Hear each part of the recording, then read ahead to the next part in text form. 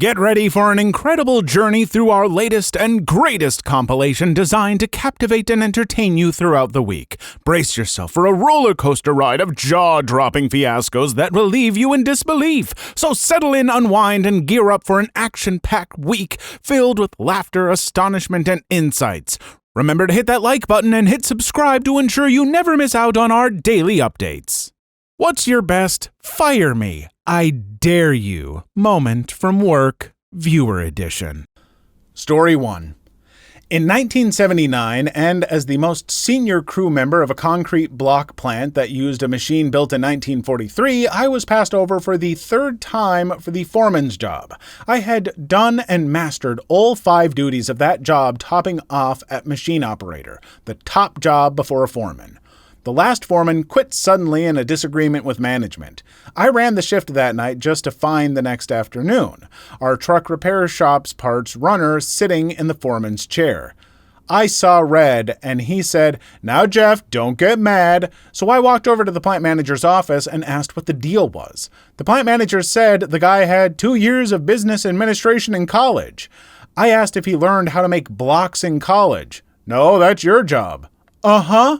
I hope he's a quick study because he's got 2 weeks to learn what took me years to learn and another 6 months to perfect running a 36-year-old block machine that is lacking an operator's manual. I'm supposed to train somebody how to do a job that pays $2 an hour more than my job pays? Okay, you get $2 an hour less training.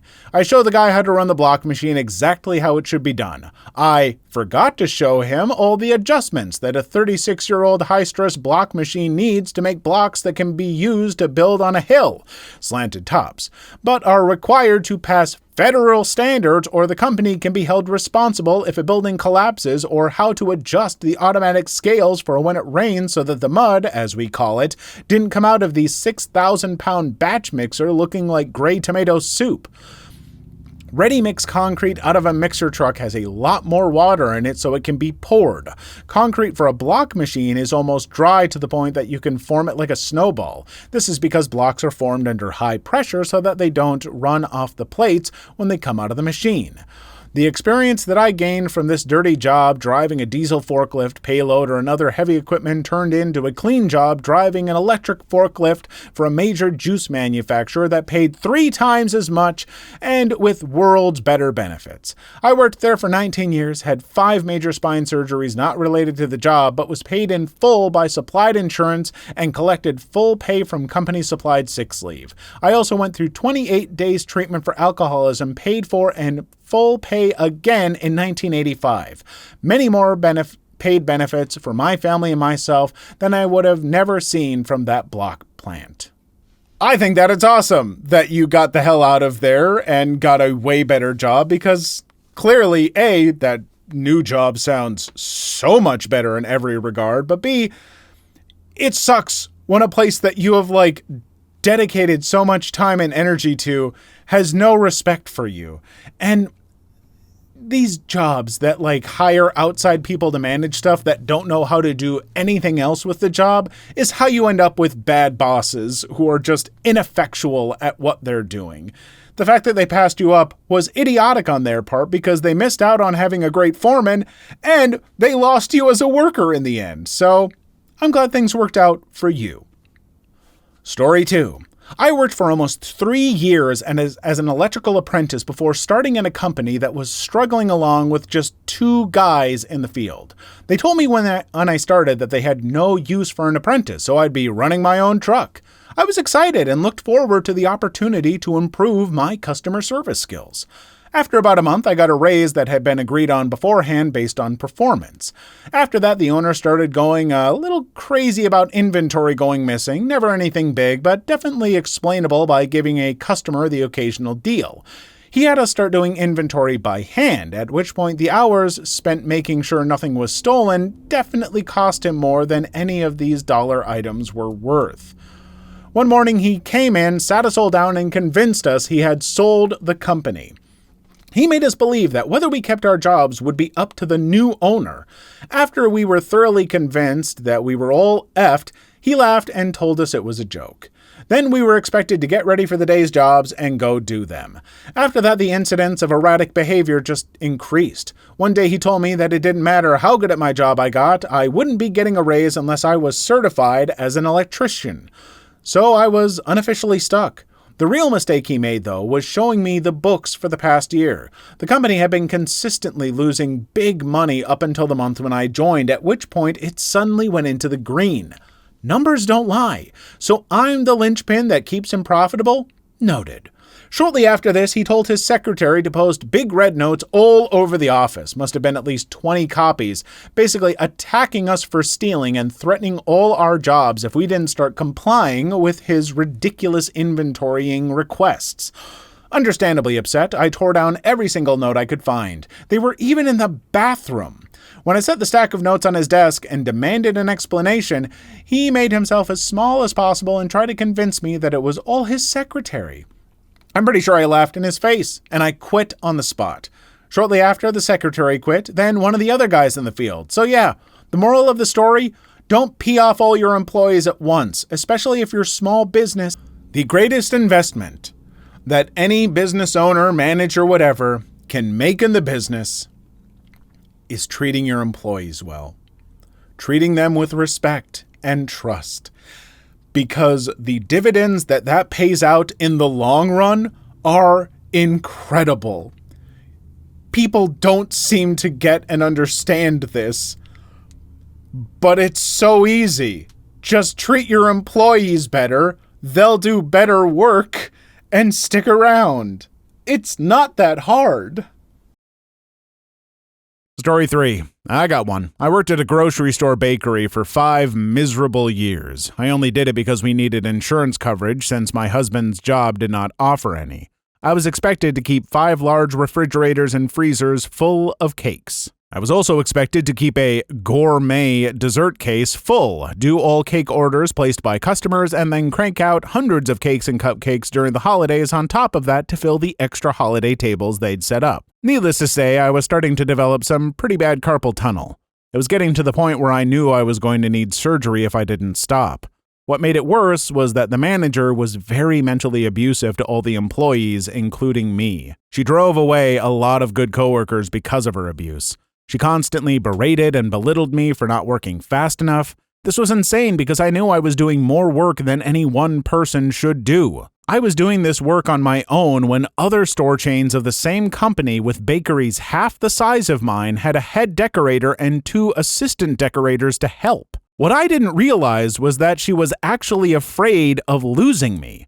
I found out after the fact another grocery store bakery called to ask if I'd like a lead decorator position at their chain, and she had told them no because, note, this is what my coworker heard her say, then told me I was her best worker and she'd never let me go. Then came the day my husband was able to get a job that provided full family insurance coverage. I put in my 2 weeks' notice. Abusive manager then starts asking me in the approaching weeks if I would stay. She was having problems finding a replacement. No one wanted to work in such a big store on their own.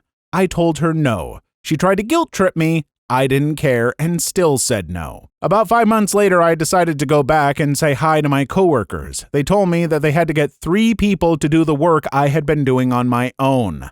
I knew good and well I was doing work like no one else could, and that further proved it. Unfortunately, my hand and arm will always be a little messed up. My carpal tunnel has healed up without surgery better than I could have hoped for, but it's definitely not 100%. Decorating cakes has become a hobby instead of a career as once planned.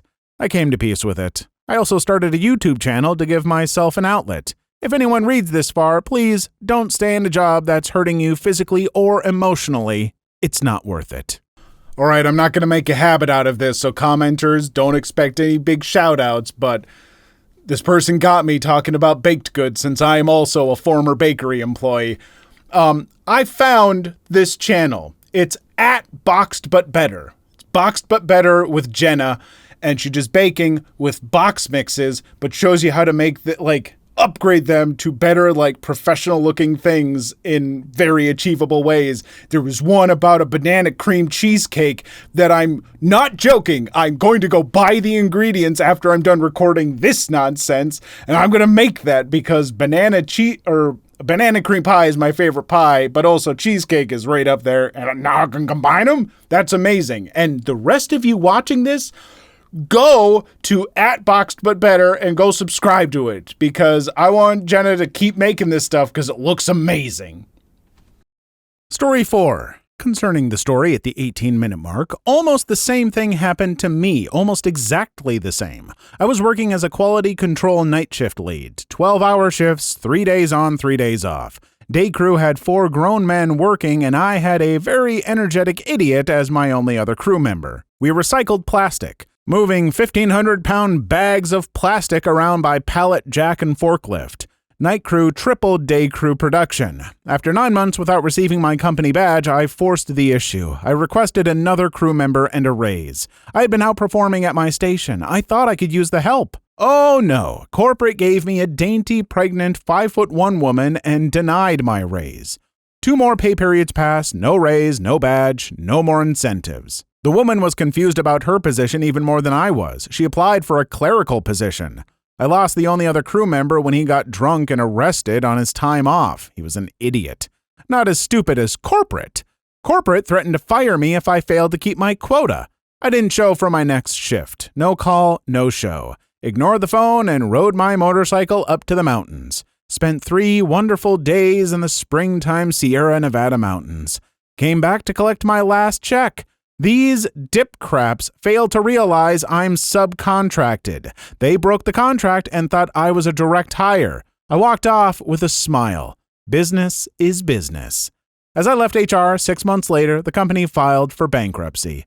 9 months later, the owner was found guilty of embezzlement and narcotics trafficking.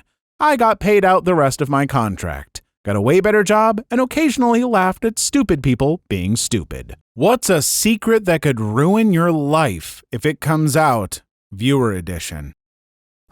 Hey there, folks. Little content warning at the top of the video. A number of these stories are going to deal with things such as unwanted romantic advances, mental abuse, and self-termination. And so if you are uncomfortable with those topics, you may want to skip this video or just be prepared that those topics are going to come up. Story 1. I know this wouldn't fully ruin my life, but here it goes. Back in April to early June 2022 of this year, I watched one of my female friends in particular on campus. In fact, before I rejoined the autism classrooms in 9th grade, I had actually not wanted to rejoin it again because one of the reasons was seeing one of my female friends a lot. So I had the idea of watching her in order to get closer to her and her hair. We're getting closer to her hair means seeing her hair down more often. And once I joined the autism classrooms, my art teacher gave me a chance of changing my PE schedule from 2nd period to 3rd period, which I did since I knew she attended that latter period. I would watch this girl by watching her go to her art class, the same art class as me. From very far away in the hallways, I started to do it on April 25th, 2022. Even one time I was late to art class because I watched her go to her class period, stayed behind something, the class walls, so she wouldn't see, and watch me, watching her leave one of her classes. I stopped it at the incredibly end of the year since it was the end of the year and decided to not do it anymore. Running one of the art class bells rang in order to see her, watching her walk from one of my former non-autism classes to the point where I did not see her, going to the area of one of that former classroom in order to watch and see her, and watching her go to the next class as she left that classroom, watching her go to her class period after lunch was over in 10th grade, running in order to see her and seeing her go to her last class period of the day before school was over. It was pretty easy to watch her. If she figures it out, which is highly unlikely, there is a likelihood that she would block me from calling and messaging her, her contacts list, and stop talking to me ever again and would stop being my friend. One time in November 2022, she called my name over from very far away. I was going to ask her multiple things in private. Thought she was going to ask me, "Do you want to become my girlfriend?" where I would have automatically said yes. She actually told me to stop watching her and following her around campus, which felt very out of character to me for her to say, especially since she didn't even use please in her sentence, and the fact that she's a really sweet girl, someone implying that she knows about it, where I was slightly mad over it to the point where I was not going to ask her, "Can you become my girlfriend?" on that day, though I did it 3 weeks later, got rejected, and ended up feeling really mad at her for 2 weeks. I eventually asked her if she enjoyed the field before getting interrupted, and she said, "Go away, Daniel." I asked why, and she said, "You bother me, Daniel." I was pretty mad and even went into a classroom and cried, and the desk got wet. Eventually, I decided I wanted to send a love letter to her that read, "Roses are red, violets are pink, from your crush." Then 2 days later, the speech teacher talked to me about sending the love letter and it being against the school rules. The love letter was supposed to be romantic and cute. I also think she blocked me 1 month after I sent it. Okay, I'm not a therapist or an authority on this, and so these are just my opinions and words. But I do think that what you're doing is wrong. And basically, you are watching this person from afar, and she could make a case that this is nearing the point of stalking because she's asked you to leave her alone. She's made clear that she's not interested. And I think it'd be best for you to respect that. You don't want to keep forcing these romantic feelings on someone who's not going to reciprocate because it's just going to end up hurting you. But in the end, I'm not a professional. All I'm going to suggest is that you talk to someone professional about this, because I think that, you're dealing with some emotions. You clearly care for this person, and I would assume want what is best for both them and yourself.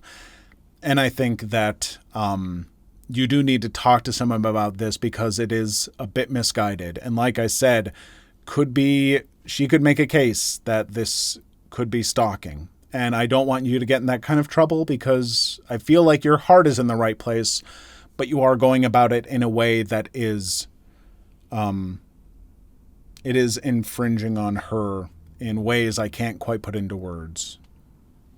Story 2. Back in elementary school in 2nd and 5th grade, I was in a small but heated argument with 2 separate classmates where I might have went too far by making fun of their dead fathers. The first one in 2nd grade was with a kid I later learned from my sister was held back and had to transfer to my school in special ed like me when I was way younger before I transferred back into regular classes in the 4th grade. Aside from that, all I knew about his father was that he had passed away when he was younger.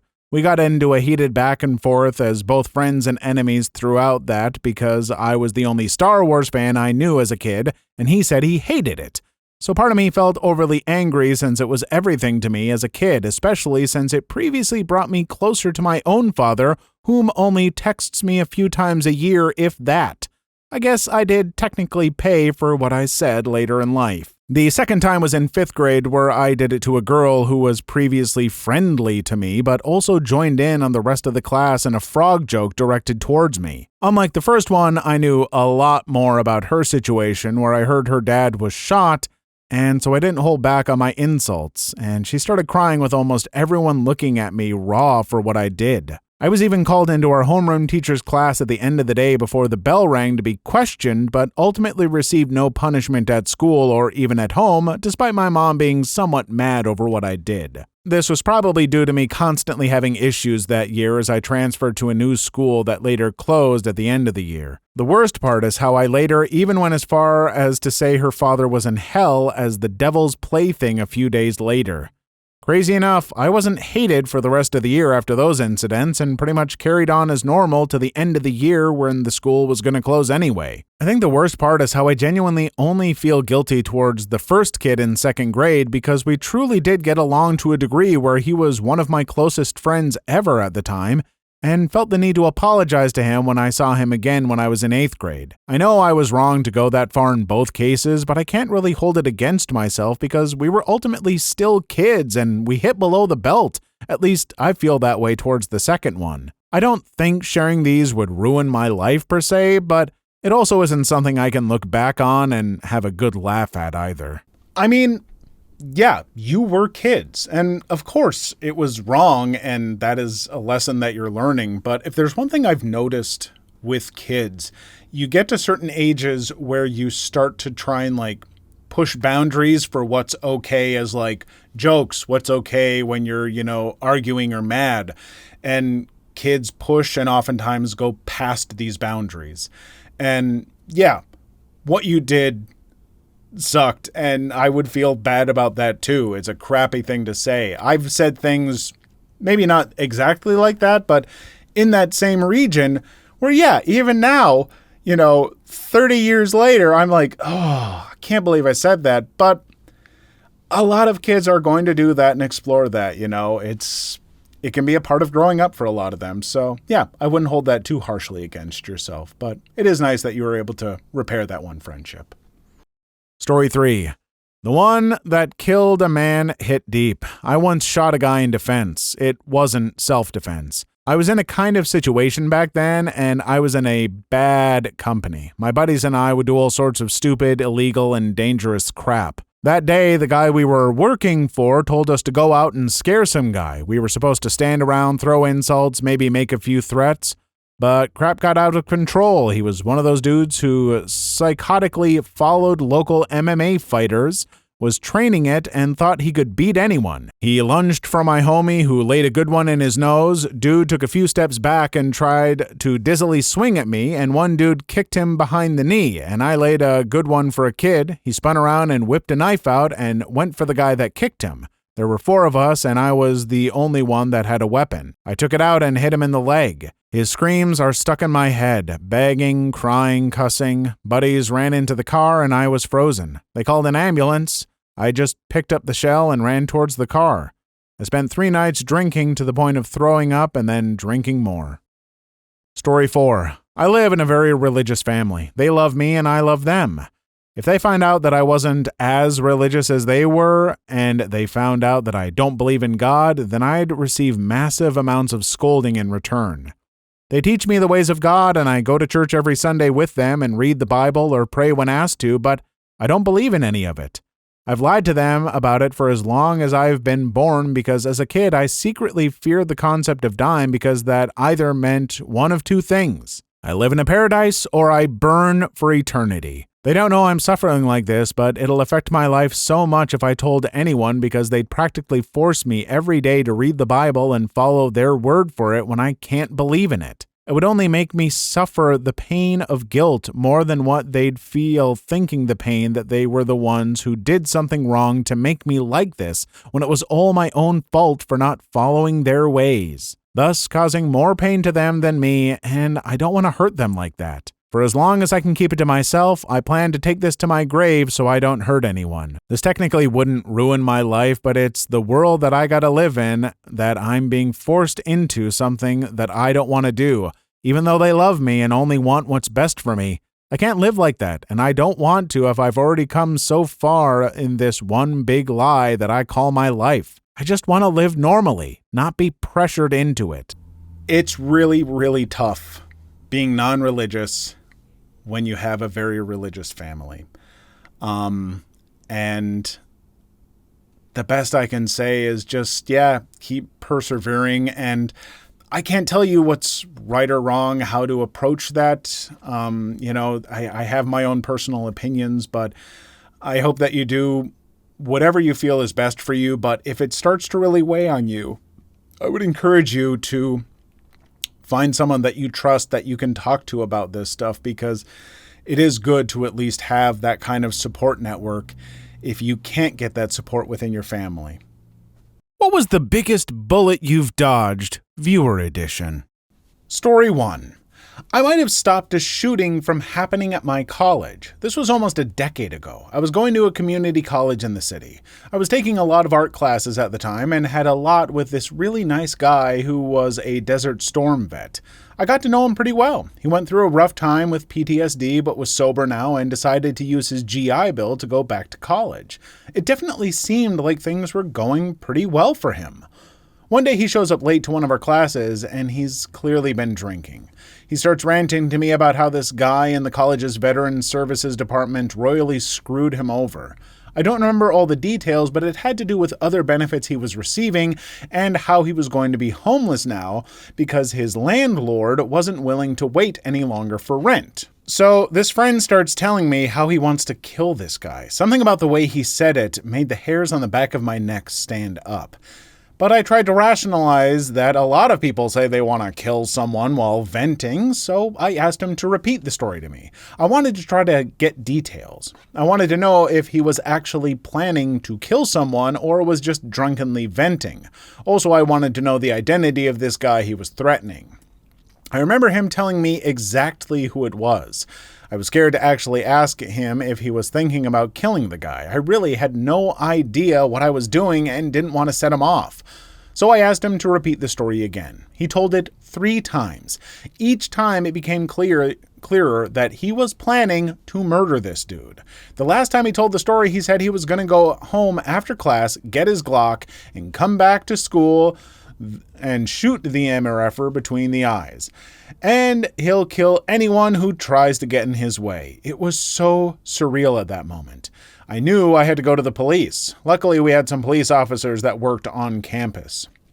I needed to figure out how to get to the security office without alerting this guy. Since class was almost over, I decided I would go immediately after. Once it ended, he said he'd walk with me to my next class. Since I wasn't planning to go to my next class but to speak with the police, I had to find a way to separate myself from him. I didn't want him to think anything was off, so I told him I needed to use the bathroom and I'd see him tomorrow. I went into the bathroom, waited a few minutes, and then went back out. Luckily, he was gone, so I went straight to security and spoke with the police officers. I started shaking so bad at that point. I no longer had to hold my composure in front of this guy. To this day, I have a really strong feeling he was going to go on a rampage later that day. I knew he had more than just a Glock at home. And the more I spoke with him, the more I got the feeling he already believed everything in his life was over.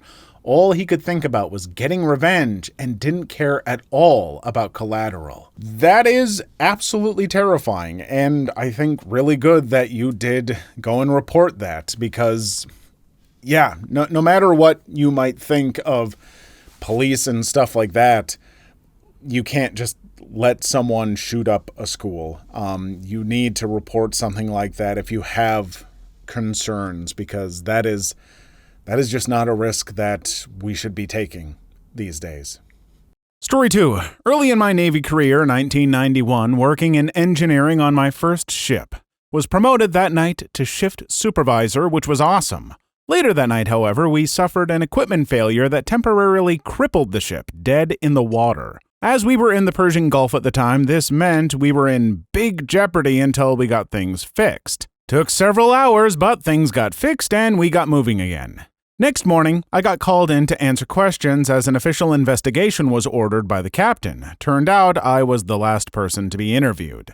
The investigation officer asked if I needed to review my log sheet to refresh my memory of the previous night, but I declined. In one long take, I tell him everything from when I assumed the watch to when I was removed from my workspace. The investigating officer takes some notes, asks a few questions for clarification, then drops the bomb on me. First, he tells me that as far as he was concerned, I was the only person he'd interviewed who told him the truth. Then he tells me that everyone else involved in the incident he had spoken to was trying to foist the blame on me, even though the incident had nothing to do with me or my workspace. Guess who the lowest ranking person involved was? My department was actually pushing for me to be charged with sabotage and treason over the incident to hide what turned out to be a long pattern of derelict behavior by engineering senior enlisted and officers. The investigating officer turned over his findings to the captain, who seemed to realize that bringing almost the entire senior engineering staff up on charges would not only render the ship at least temporarily inoperable, but also end her career for what amounted to a department-wide conspiracy taking place right under her nose. No charges were ever filed against anyone actually responsible for the incident. The department found ways to screw me over left and right after that, but I did dodge the bullet of a court-martial that could easily have led to life imprisonment or even possibly my execution. Okay, seriously, screw those other people who were going to let you take the fall for this in such a way that you could have been arrested or executed. That's ridiculous. Like, someone letting someone take the blame for a bad job screw up, that might, get him in trouble. That's still not cool, but a little more understandable. But to be like, nah, we'll let the new guy take the fall. He'll be the one executed, maybe. Nope. No reasonable good human being should ever do that. Story 3.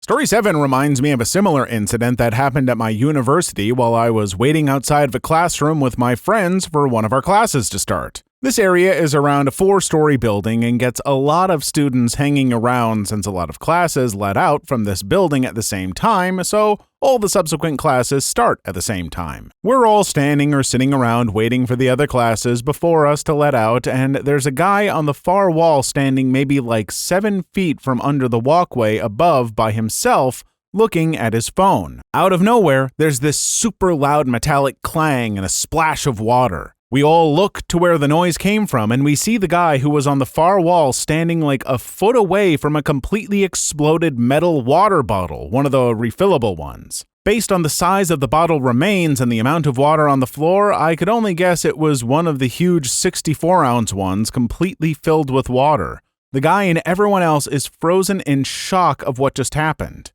Then, the sudden realization hits that if that bottle had connected with his head, he would have been seriously injured or worse. We all take a few minutes to ask if he's okay. Thankfully, he's fine and just a bit shaken from what happened. We then try to figure out where it fell from. We look up and see that everyone on the 2nd and 3rd floor walkways are looking up as well, and we see a girl walking down the stair towards us all. She just walks up, grabs the remains of the bottle, and walks off without even saying anything. As it turned out, based on what a person on the 4th-story walk told us, she had filled her water bottle at a refill station and put it on the railing to screw the lid back on. She turned to look at something and her backpack knocked it off the railing and down it went. When we heard how bad the situation was, we realized that the guy wouldn't have just been injured, he'd have more than likely been dead.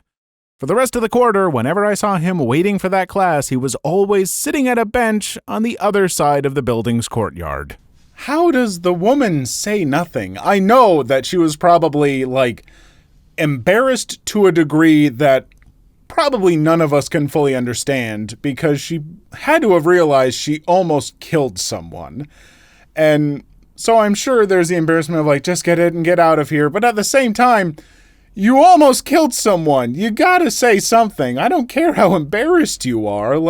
Be like, I can't believe that happened. I'm so sorry. Are you okay? Is there anything I can do? Woof. Story 4. I can relate to story 24. In September of 2019, I was desperate for any kind of job so I'd be able to stop working the fast food job I hated. But no company wanted to touch me because I was fresh out of college and had only worked minimum wage jobs before then. The fact that I lived an hour away from the nearest city at the time didn't help matters, but I didn't want to move until I found a good job. Vicious cycle right there. I eventually got an interview at a place that sold tractor parts to farmers that was only 20 minutes from my parents' place for a receptionist position. Everything went smoothly and they told me they'd call me to let me know of their decision in 2 weeks. But a month passed by without a single call. The bullet dodge turned out to be twofold. First off, apparently the owner of the place put on a kind face to customers and interviewees, but regularly verbally abused his staff. From what I heard later, receptionists rarely lasted longer than 6 months at that place. Secondly, only a couple months later, I got hired for a position that was actually in my field of study, and it was one that could be done completely remotely. If I hadn't quit due to the boss's harassment before March, I almost definitely would have been laid off from that receptionist job when the pandemic started. Instead, I got a job that paid pretty well with fantastic coworkers that lasted until the end of 2021, an apartment in a pretty big city, and got my foot in the door to my industry, which made it much easier to find a new job when I needed one later down the line than if I had no experience. It's wild to think about how much worse my life would have been if I'd actually been hired there, even though the rejection was a little soul-crushing at the time. What one weird trick does a profession actually hate? Story 1. Extreme couponing really does work. A lady came through my line today and had a preliminary total of $168.59. After I ran a handful of coupons, she got out of there with a total of negative 16 cents. That blew my effing mind. Even though it was in my line, I could only smile and laugh at it. I wasn't even that excited when I used to watch that show on TLC back in 2008. We paid her to take merchandise off our hands.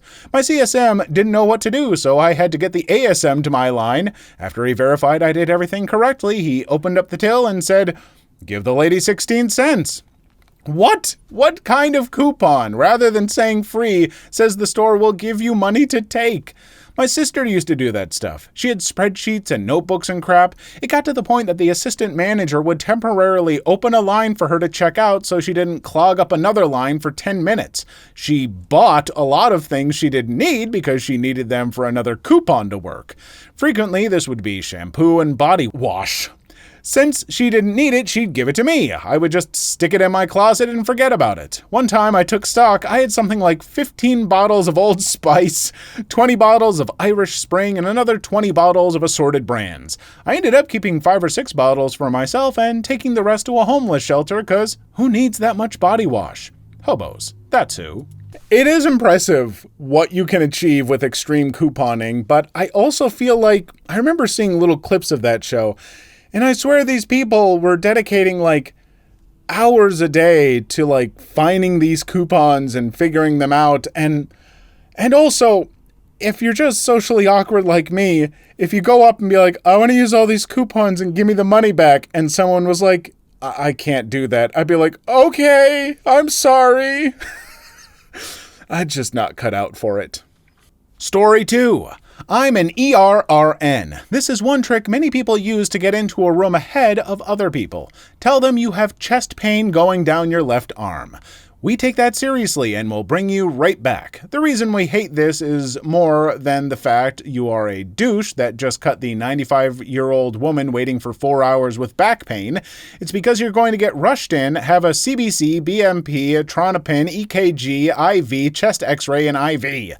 And when the doctor comes in and wants to talk about your chest pain that now has mysteriously disappeared, they will be confused as to why you are now concerned about the fact it burns when you pee after hooking up with that chick at a club the other night.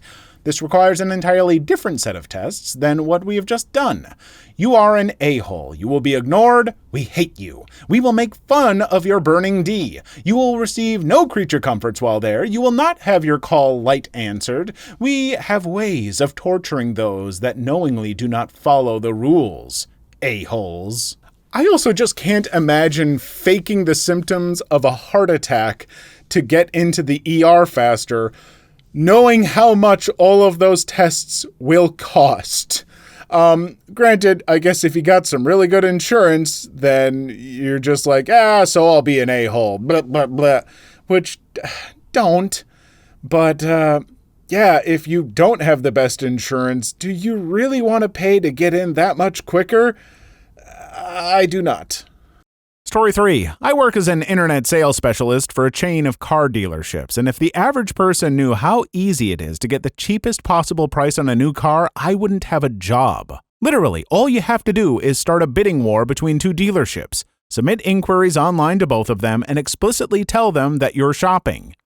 Anytime one of them comes at you with a deal, just present that number to the other one. They're going to keep trying to beat each other until they finally can't anymore, and that's when you have your cheapest price. The real kicker to this is that dealers trade vehicles between them all the time, and the market isn't as saturated in new cars as you might think.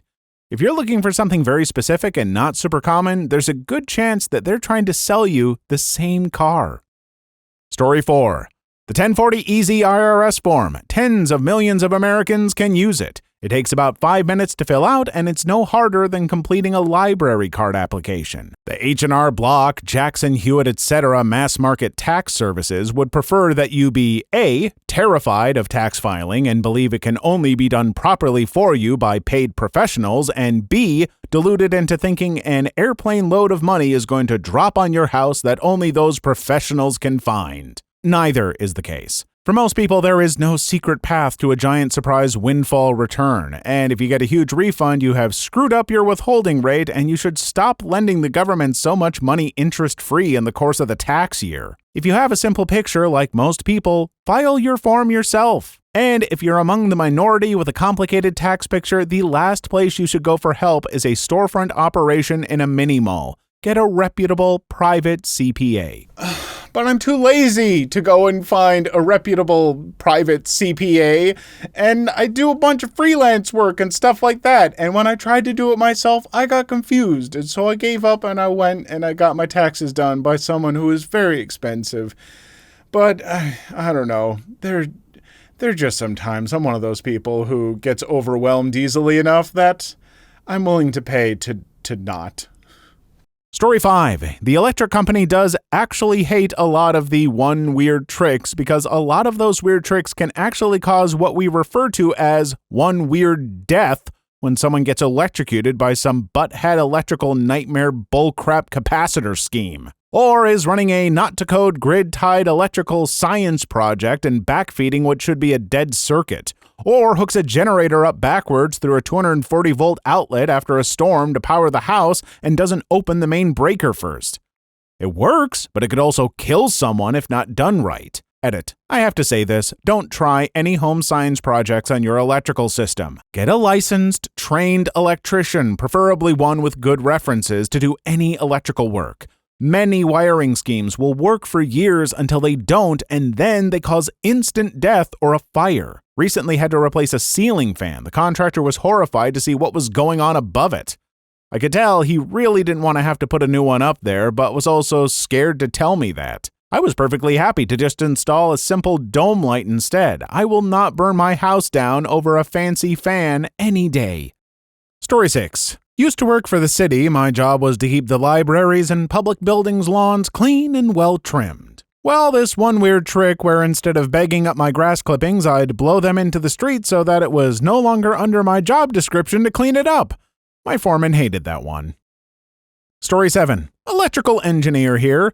Fixing fuses by putting a coin or a bit of wire in there? That's a big, dangerous, stupid no-no. Friend of mine once phoned me up asking if I could have a look at her vacuum cleaner that had blown up. The thing had a cord about 4 feet long from where she'd repeatedly stripped it back and put the plug back on. Don't ask me why, and it also had bare wires going into the plug. The bare wires had touched, and luckily one of them had simply come loose. Why luckily? Well, I opened the plug up and there was a fuse wrapped in tin foil.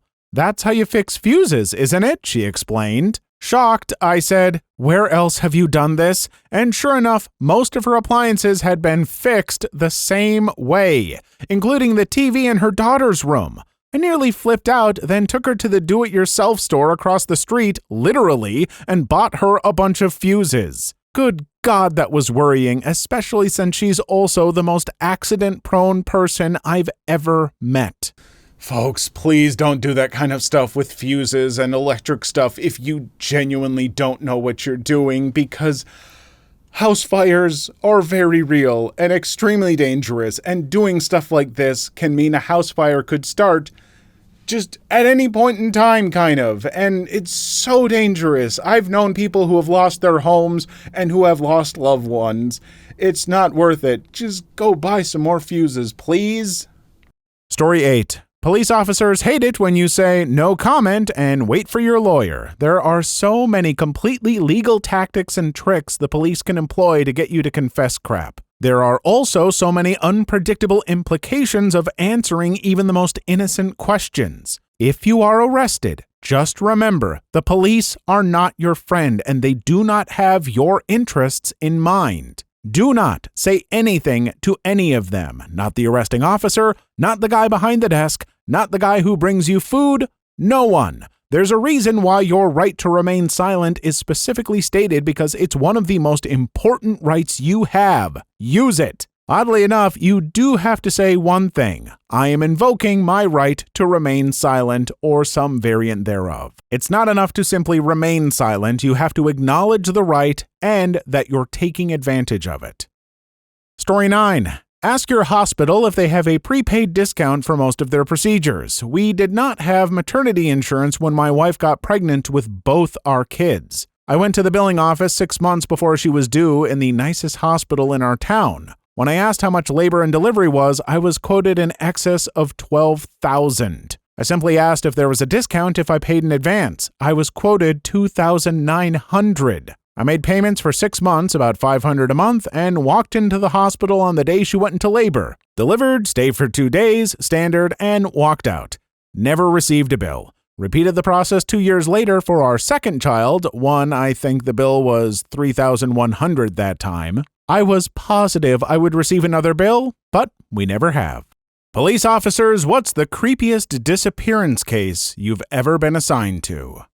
Hey folks, quick content warning for this video. There are going to be a lot of stories involving abuse and some pretty traumatic events. And so if you find yourself sensitive to those topics, just be aware that they're coming up, or you may even want to skip this video if it'd be too much for you. Story 1. Not a cop, but my dad is. This isn't exactly a disappearance case, but a little. There was a little family in a neighborhood near me, and one morning they were all found dead. Not very many suspects and almost no evidence to find the guy except for a bloody $20 bill that was found in a local pawn shop, along with a few things in the pawn shop that had been owned by the family. They ended up tracking down the fingerprints to a man, we'll call him Randy. Well, Randy was nowhere to be found in his house. The police asked all his close friends and family members and eventually got the answer that he had gone on an Alaskan cruise that had been planned for months. Now, the police didn't know if he had purposely decided to murder and then leave, or if he had pre-planned the trip and then decided the murder, but at the moment, he was in Alaska, and the police couldn't actually arrest him there because it was a different state, and they were Maryland State Police. And so they had to contact Alaska State Troopers and alert them that Randy would be in the area. The Alaska State Troopers had to have the Maryland police there to arrest him too, so my dad had to fly all the way up to Alaska and wait for Randy's ship to dock, and when it did, they actually found more blood-stained money on him, along with multiple Rolex watches that he had either stolen from the family or from another house. Once they arrested him, they had to chain him up and fly him back, and the pilot almost refused Randy flying on his plane, but they did eventually get home. I mean, there was a moment in that story where I thought that, this person was creating, an alibi or something. No, I couldn't have done it. I was on an Alaskan cruise, but they, ran off somewhere and, covered their tracks or whatever. But in reality, we just have an idiot who did a monstrous thing by murdering a family and then left behind bloody money and fingerprints at a pawn shop and kept bloody money on him when he was on, oh my good Lord. Well, I'm glad that they caught this evil idiot, and I hope he pays. Story 2. Not a police officer, but this story made me realize I don't think I could handle the stress of being one. Madison Scott disappeared from Hogsback Lake outside of Vanderhoof, British Columbia, May 28, 2011. There was a birthday party being held by the lake, and everyone was supposed to camp out, but instead, most people left. Madison had already set up her tent and decided to stay. Her friend left around midnight, the last people left around 4 a.m., and that was the last time anyone saw her. Her cell phone pinged off a tower at 8 a.m. the next morning, and then nothing. RCMP and countless people from the small towns and communities across interior British Columbia held multiple search parties. People dragged lake bottoms. Hunters went out to check hidden hunting cabins. Pilots who owned planes did massive aerial searches. Found absolutely nothing. She just vanished into thin air. I think it will always be the creepiest one for me because it was relatively close to my hometown. I knew people who knew her, and just anytime someone disappears into thin air, I realize that life can change in an instant. 8 years later, and there are still searches held for her. I think the thing about that story that really kind of hits too in a way for me, and I mean, the loss of that young woman is definitely tragic, but can you imagine just how much guilt all the different friends who decided not to stay the night must feel? The people that were just nah, I'm not going to camp out and everything, afterwards, and of course they couldn't have known. They shouldn't feel guilty for that. But I know for a fact, if I was one of those friends and I decided not to camp and then my friend was gone, I would just feel awful about that. But I mean, I shouldn't, and those people shouldn't, but I imagine they probably do. Story 3. Not a cop, but I track missing persons accounts for a bank in coordination with the police. One day a cop called and said they wanted to track the accounts of a woman who had gone missing at the hands of a dangerous trafficker. The last transaction I could trace since she disappeared was at one of our branches. I pulled the footage, and the trafficker was pulling a bunch of money from her account. I received an alert the next day from the account stating that a purchase was made. The purchase was from a hardware store. Shortly after, the next purchase was for a carpet cleaner rental. Needless to say, cops contacted us and said they suspected he killed her, but they couldn't locate a body. Irked me. Felt like I had witnessed a murder through simple financial transactions. Story 4. Not a policeman, but my granddad was. He's in his 80s now and was in the Met Police UK for years. He's effing brilliant. So many interesting, sad, crazy stories. So, in the 1970s, he was given a case of a young girl, I think she was only 16 or 17, who'd gone missing and was part of the lead investigatory team in it. They interviewed thousands of people in the local area, a small town in Essex, UK. Turns out the girl had been basically beaten to death in an alleyway just outside her house. The killer had pushed her body through a hole in one of the fences that lined the alleyway into the garden of one of the houses. So they'd searched for her for a really long time to find out all the while her body was lying in a rose bush in one of the neighbors' gardens.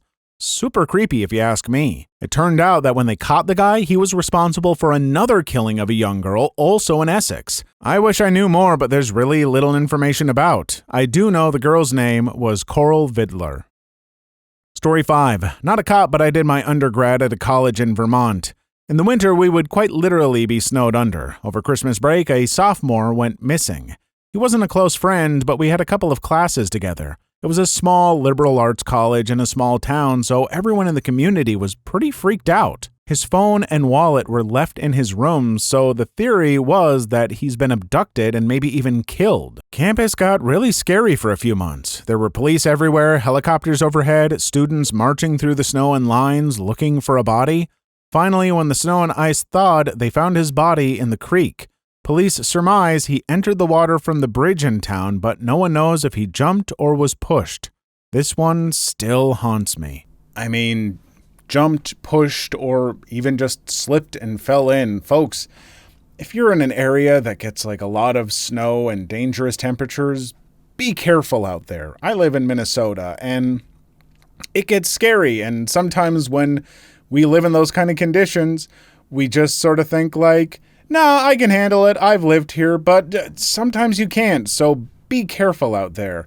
I don't know that that's what happened to this person. It's tragic no matter how you cut it. But yeah, just for the rest of you, be careful out there. Story 6. Not a cop, but had a pretty effed up disappearance happen about a mile away from where I live. A girl went missing. She was 12. The whole town, state police, and I believe possibly the FBI all got involved. Search parties in the woods and through the streets for about 2 or 3 days.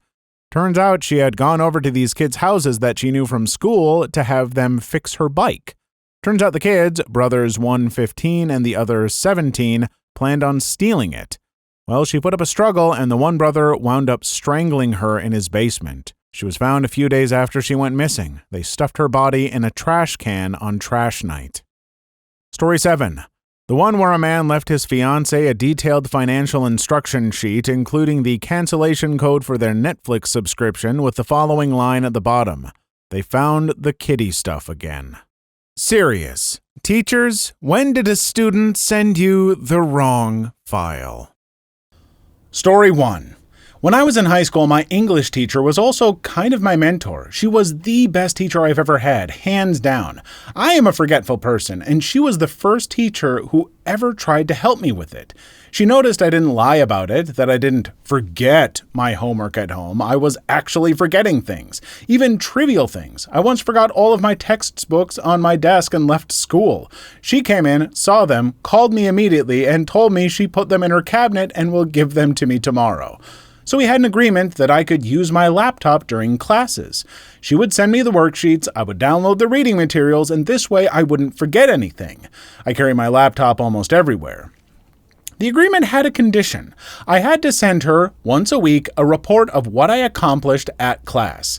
It went great 2 times. Once I forwarded her an email from my chemistry teacher about how I was failing class. I forgot I was still reviewing the email and knew I had to send her the report, and it just happened. She excused me from classes so I could study for chem, and my grades did see a drastic change, because if I failed, it meant that I also failed her, and that wasn't an option. Another time, I sent her part of a novel I'm writing. It was an early draft, and I hadn't realized what I sent until the next morning. She told me that even though I sent her the wrong file, she will give an extension and gave me a printed copy of the chapters I sent her with handwritten comments. She fixed my grammar, suggested different words, and wrote a full essay about which characters she liked, how the plot was up to the point, and that she had no idea I had such a gift. Next class, she asked me if I wanted her to be a beta reader, and I agreed. Thanks to 2 mistakes and 1 godsend, I have finished Chem with an A- and almost finished my novel. As someone who almost became an English teacher, I will once again say that English teachers are the best. That's so amazing that your teacher went that extra step, and I think that is what does make really good teachers, is not just having the subject and the knowledge that you need to teach, the end, but it's making connections with students, realizing that different students have different needs, and willing to take those little extra steps when you can tell that it's going to be meaningful for a student. So huge props to this teacher, and huge props to you, darn near finishing a novel, because Lord knows I haven't actually come close to finishing one of the many novels that I've started. Story 2. I have a relatively harmless but funny reverse example. When I was in high school, sometimes I would randomly type up my thoughts about various TV shows while I was watching them. I have absolutely no idea why I did that. I would just type up my stream of consciousness thoughts in the bottom of some document. Apparently one time I did this on the bottom of a draft article for my 9th grade journalism elective, which the teacher projected onto the whiteboard and read aloud to the entire class. I have no idea how I accidentally left it at the bottom of the draft, but it was very awkward. I'm pretty sure I'd written comments about an episode of America's Next Top Model in a random paragraph at the end of my draft. Luckily, the submissions themselves were anonymous, so no one knew it was mine, but it was awkward. The teacher was like, I guess someone's document got mixed up. I don't think that's part of the article. So, comments? She then left it up for like 10 minutes. I wanted to die. Sounds to me like you've got the heart of a critic in you. Someone who you just got to get it out there. You got to write down your stuff. I mean, are you sharing it with other people? I guess that's what I'm curious about. Like, are you sharing it? Is it affecting you in any kind of way? This is interesting to me because I definitely have plenty of opinions and thoughts about shows, but I never think to write them down. I just choose to forget them like I do most things. Story 3. I went from a solid A to a solid B in biology my freshman year of college when I swapped papers between classes. One professor was cool and let me resend it later that day. The other was not and knocked 10% off my grade. Not funny, not inappropriate, just 6 pages on blue herons overeating. My friend in college submitted an empty zip file for a final project that was worth some obscene portion of our final grade. They were able to provide the correct file the same day. Enough work, there's no way they could have done it all in that time, and so it was pretty clear the whole thing was an honest mistake. Professor refused to take it, failing them on the assignment, which led to them failing a only offered fall semester of senior year class and preventing them from graduating.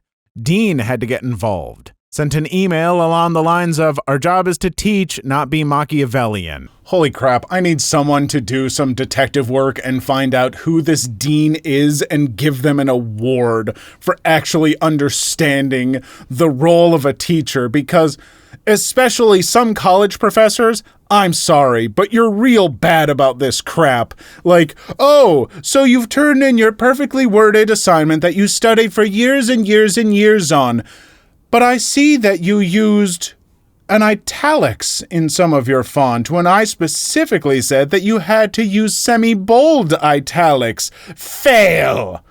Good on this dean for laying it out to this teacher. Story 4. When I was in high school, I was working with the art teacher to create a book of art and writing by seniors that would get printed and passed out to them at graduation. Usually files would get sent to me and I would decide if they had enough effort to go into the book, and then I'd email the file to the teacher. Our emails were just first name, last name at school mail, so everyone knew everyone's email, and there was an older student that had been bullying me and being absolutely nasty to me, and that had included emails. When he sent his piece, I didn't pay attention and forwarded the entire chain of emails to the art teacher, including the bullying. He lost his place on the cross-country team, and instead of a page for him in the art book, there was a page about bullying and how to reach out for help. So that's what happened when I sent the wrong file. Story 5. A combination of a student and his mom. And they got me twice. I taught history, and one of my sophomore kids was essentially useless. His mom did everything for him, including his assignments. I didn't give homework except for papers and the final project, which was to make a PowerPoint about any year of your choosing. This kid chose the year he was born, which is literally the 1 year I told them not to do, because being the same age, I didn't want to make the class sit through 15 presentations of the same year. It was obvious his mom had done the PowerPoint because he was genuinely surprised when we got to August and it was a close-up photo of the mom's V giving birth to him. This was particularly on me because the students were supposed to email me a copy of the slideshow so I could review it, and I didn't. I emailed the mother about it, and my email included my cell phone. She called me completely oblivious that showing the literal moment of her son's birth was not appropriate for history class. You know, we've done a lot of videos about school and helicopter parents and stuff like that. Somehow this parent, this mother, feels like the amalgamation of just all of the worst parts of those different videos coming together, and I feel like she is the final boss, and I don't know how to properly react to this. And so I'm just gonna say what I said. We're gonna walk away, and we're gonna pretend that this never happened. Story 6. I'm a TA and sometimes accept submissions into my email. Someone emailed me a PDF of their homework, but instead of their homework, it was a fanfic about the class professor being a snail. I memorialized their fanfic by later drawing the professor as a snail and putting it on the school Reddit, putting it on this door, putting it on my Instagram, putting it on the board in our major lounge. I like that student. It was a good fanfic that included a section about him walking on salt. That is the strangest thing I've read all day. Story 7. I'd given students the simple idea to come up with a commercial project. Students had the option of performing in class or recording a short video. One student brings in a random flash drive with her project. I plug it into my laptop so we could watch as a class, and the thing was full of named adult entertainment files. She was in 7th grade and it was all uncomfortable. She told me to just click the folder with her name, and we all pretended like we didn't see anything else. Please leave your story in the comments. I would love to make a video on them in the future. Also, don't forget to like and subscribe.